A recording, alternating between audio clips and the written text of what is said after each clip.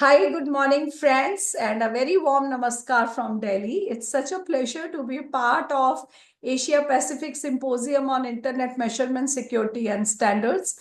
And I very profusely and warmly thank Mr. Anupam and Mr. Amitabh and Rignani for including me in the process, albeit remotely. So I am Professor Dr. Charru Malhotra from Indian Institute of Public Administration.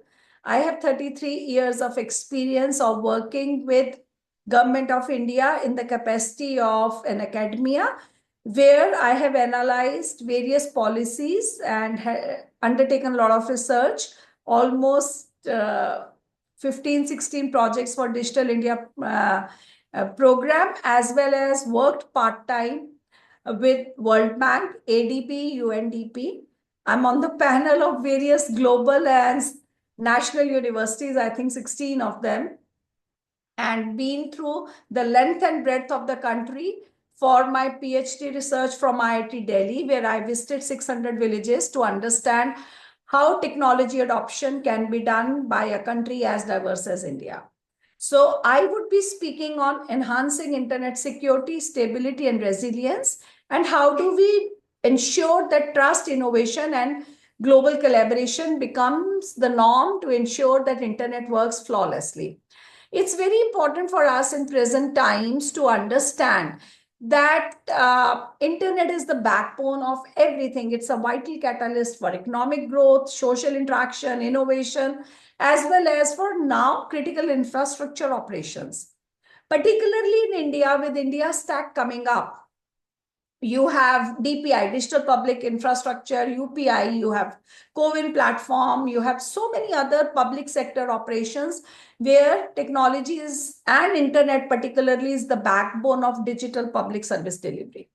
However, this increased dependency on internet has also amplified the risks of internet to various rogue actors or vectors like cyber attacks, data breaches, infrastructure failures, and even misuse of emerging technologies, particularly AI. Global ransomware campaigns, distributed denial of services on critical infrastructure, and also the growing skills of malicious actors has sabotaged our sanity, if I can say, and the trust of citizens and consumers are reducing on internet because of this stark reminders that internet is very vulnerable, not just to these threats, but also to natural disasters, geopolitical tensions, as well as supply chain disruptions. So we require to make sure internet is resilient, lot of conceptual framework in terms of academia and industry support to foster trust, as well as to ensure that internet backbone responds to adherence of technical standards, which I'm sure my colleagues would be talking about. We ensure that robust regulatory frameworks are built up, and there is a balance between security, privacy, and innovation. If I have to look at various factors which are required to build secure, stable, and resilient internet infrastructure, as a professor, I would mentally divide our actions in three areas, very simple three areas. Internet is composed of these three areas, which is hardware, software, and peopleware. So let's pick up hardware first. So when it comes to internet hardware, it is a little more complex and complicated. It composes of a lot of data centers. It composes of cables, which are also running undersea. It composes of network exchange points as well as obviously endpoints. So number one, to protect hardware, to make it resilient, we need to focus on physical security of these key assets. So to physically secure hardware is very important to prevent disruption of particularly critical infrastructure. For that, we need to have, I think, a two-pronged approach where in first leg, we should constantly monitor the physical assets using advanced technologies of biometric access control, intrusion detection systems, IDS, as well as focusing on surveillance. If I have to take a good practice, I particularly found Facebook's Lula data center in Sweden, which uses advanced security systems to make it secure. And in this instance, I would advise my audience to also look at the same Facebook Lula data center of Sweden to look into how they are making this data center sustainable by focusing on renewable energy. We'll come to that later, of course. Second prong should be constant risk assessment to secure critical infrastructure. If you would study about telecommunication sector security reforms, TSSR of Australia, you would find that this agency in Australia is constantly insisting on their operators to conduct risk assessments and implement measures in accordance so that the critical infrastructure of the country is safe. Then we come to the second aspect of hardware, which is building up the resilience in this hardware to make sure our infrastructure is fault tolerant and to make sure that there is some kind of plan B available when it comes to disasters or to measure the security which is being implemented. So in building up infrastructure resilience, we need to design the internet networking infrastructure to be fault tolerant so that the single point of failure is avoided. For that, the internet networking infrastructure should have redundancy, diverse routing paths, and load balancing mechanisms, which I keep telling my participants. They are usually CISOs and CTOs of the country. When it comes to design for fault tolerance, one very good example that I have enjoyed reading about is the submarine cable network in the Asia Pacific region. So if you would study this submarine cable network in Asia Pacific region, you would find it boasts of features of using multiple geographically diverse cables. At some points, it's using CME kind of cables. At another point, it is using AAG cables so that there is a continuous connectivity despite physical disruptions from any factor, maybe man-made or human.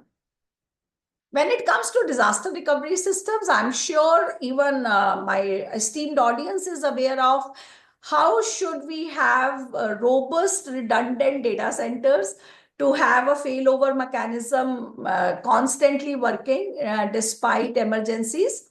And in this case, Google's globally distributed data centers are, I think, something academia needs to take account of to come and implement it, especially in our country, so that the recovery during outages is very swift. I'm mentioning about Microsoft outage on the sideline, and though it was because of the software glitch, but we need to make sure that the bounce back time or recovery response is in bare minimum time. We should also now employ all the prevailing AI-based automated security measures to monitor and neutralize cyber threats in the global cloud infrastructure on a proactive basis. So Microsoft Azure is constantly doing it. It claims that it is employing AI-driven threat detection techniques, which I think is a very good way to make sure that the hardware is resilient. Last but not the least, when it comes to hardware, we have reached a time in the history of technology where security by design in the firmware is ruling the roost. So when IoT devices are proliferating so much, we need to have connected systems which have secure firmware, which have following robust firmware policies, which are using encrypted communication channels, as well as having an inbuilt mechanism of regular lifetime secure software updates or security patches to ensure that vulnerabilities are automatically handled after the deployment of these devices, particularly IoT. All of us are aware of how Apple has been proactive in its iOS ecosystem to deliver regular security updates to its devices so that the resilience is built up against evolving threats. Of course, I'm talking about endpoint here, but it's an equally important component of internet. UK's IoT security code of practice, please, should be read very carefully by academia here, because they have mandated important measures such as banning default passwords, requiring secure software updates for all the IoT devices. I think India is also having an IoT policy, but we need to look into the best practices from other parts of the country. Last but not the least in hardware, like I mentioned earlier, is about sustainability of these data centers, sustainability of the complete internet infrastructure, where green internet infrastructure is very important.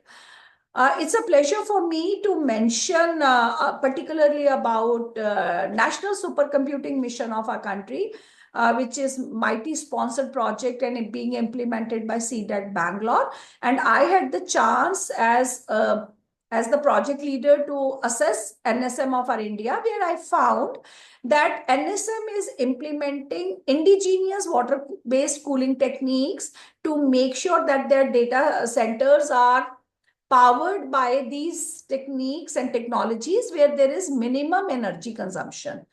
Google Data Center, I believe, is also powered by 100% renewable energy and uses some innovative cooling techniques like NSM India. Japan's entity communication deploys redundant power supply systems for its data centers, but is using smart grids to ensure that energy conservation is perfect. So after hardware, we'll come to software, where secure protocols are very important. Secure communication protocols like HTTPS, which is now, I think, quite old by now, DNSSEC and IP version 6, they are standards that will enhance security, scalability, and reliability in internet operations. And in Estonia, as a country, has particularly implemented DNSSEC to across all the digital services for its citizens. And this protocol also ensures secure domain name resolutions and protections against various threats like DNS spoofing, etc., which I'm sure my other experts would talk about.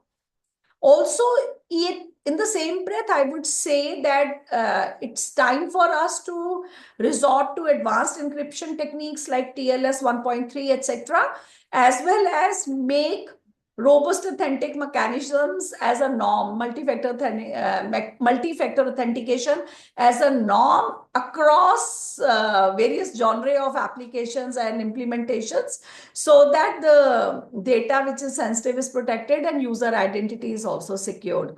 It's a pleasure to share with you, and I'm sure some of you know that India's Aadhaar system employs end-to-end encryption and biometric authentication to make it as one of the largest secure digital identity systems globally. As a software by spirit, because I'm an MCA and PhD happened later to add to that flair, I particularly believe in secure SDLC practices where there is a proactive threat detection and mitigation across the software development lifecycle. So this kind of approach will integrate threat modeling and rigorous testing to secure critical systems of internet. So this finishes hardware and software protection and making it resilient, but equally important component are people. So I call it as peopleware, where training and education is very important. Because a skilled workforce and a careful usage will manage internet security to a large extent. So cybersecurity specific trainings are really required now and should not be deemed as a wastage of expenditure. In that context, again, it's my pride to share with you about India's Cybersecurity Bharat initiative, where we were the first institute in the country to flag off a training program for CISOs, Chief Information Security Officers, who are employed in public sector and PSUs, to train them to give them a deep dive cybersecurity training about on-prem security, cloud security, mobile security, perimeter security, endpoint security, etc., etc. So we do that on a recurring basis. I think at one particular point of time in a month, we have trained more than 60 or 50 CISOs every month. And for that, we are very thankful to MIT, Ministry of Electronics and IT, and particularly NEGD, to champion India's Cyber Surakshit Bharat initiative so well, because it is this kind of initiative which will strengthen people or create a skilled workforce which is aware of all the emerging trends as well as all the cyber hygiene campaigns. India also, when it comes to cyber hygiene, is also doing info security education and awareness program. If you are aware, it is funded by MIT and it is abbreviated as ISEA program, which is focusing on spreading awareness about information security practices across India. Uh, when we look at global counterparts to these people where training and education and capacity building, we have Singapore Cybersecurity Agency, which is working a lot on building up skills of their workforce through cybersecurity talent framework and regional capacity building programs like India is doing. Also, Australia again has a Stay Smart online initiative, which is constantly educating individuals and businesses for safe online practices, like we have ISEA program in India. So what I'm saying, it is action on hardware, software, and peopleware, which will make internet very resilient. However, in my discussion, I would also like to emphasize that the creation of a trusted and secure internet is deeply rooted in well-established standards, sound policies, effective regulations. And I think IAF is doing such a great job there. And we have, various global best practices which are also contributing to it, like Singapore Cybersecurity Act is mandating critical infrastructure operators to adopt ISO IEC 27001 standards, so that all their critical sectors like energy, water, telecommunication, they adhere to stringent security practices. Even in India, if you are aware that CERTIN has mandated constantly on all the organizations to increasingly align with ISO and IEC 27001 requirements, so that we are adhering to these standards. Particularly when it comes to critical infrastructure protection, we have in India NCIIPC, National Critical Information Protection Center, which provides sector-specific guidelines for the identified critical sectors in India. So I think there are, the banking is a CII critical sector, healthcare is there, e-government is there, military is there, energy, transportation, strategic and public enterprises, and very recently UPI was also added, and information and telecommunication infrastructure. So to mitigate risks to CII and to ensure operational resilience, NCIIPC has come up with these guidelines, and Australia also has a similar Critical Infrastructure Act. We don't have an act in India, but Australia is a good example there. When it comes to the data moving on internet, we have global best practices of data protection like GDPR or California CCPA. We have Singapore's PDPA, we have China's PIPA and DSL, but definitely India's golden moment on 11th August 2023 of launching Digital Personal Data Protection Act needs to be hailed, because it's a comprehensive, agile, and a thorough framework for lawful processing of personal data. And for non-personal data also, we are coming up with a framework and a policy, which is very important to make sure that personal and non-personal data are protected and are still available for innovation. My last point in this discussion is the need for multi-stakeholder engagement, because collaboration between governments, private entities, and civil society, like this event, I thank the organizers, is very important for holistic policy development and implementation. Like we have IGF, Internet Governance Forum, we have GFCI, the Global Forum on Cyber Expertise. So both these exemplify that how various stakeholders are required to come together to discuss critical issues in global internet governance, to foster inclusive and transparent decision making, which is cross country.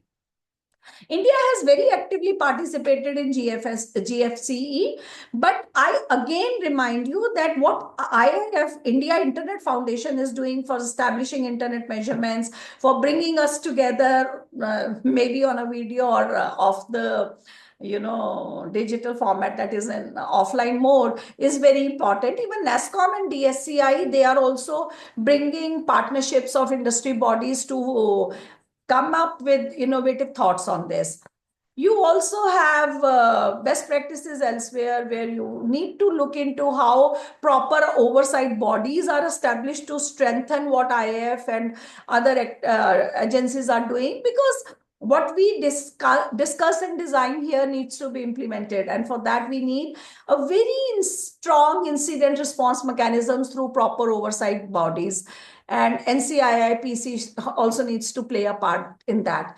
So I think with that, I need to thank the organizers, particularly Mrignani, the research associate, who was so very patient and perseverant with me. I want to very warmly thank Anupam ji for permitting me to participate online, as well as Mr. Amitabh, who's been always an inspiration for each of us, and all of you for being so patient, despite it was an online interaction. I'm sure we'll get a chance to meet again, and all of you are welcome to IIPA at New Delhi to come and deliberate with me on any aspect of internet resilience. Thanks a lot. Thank you.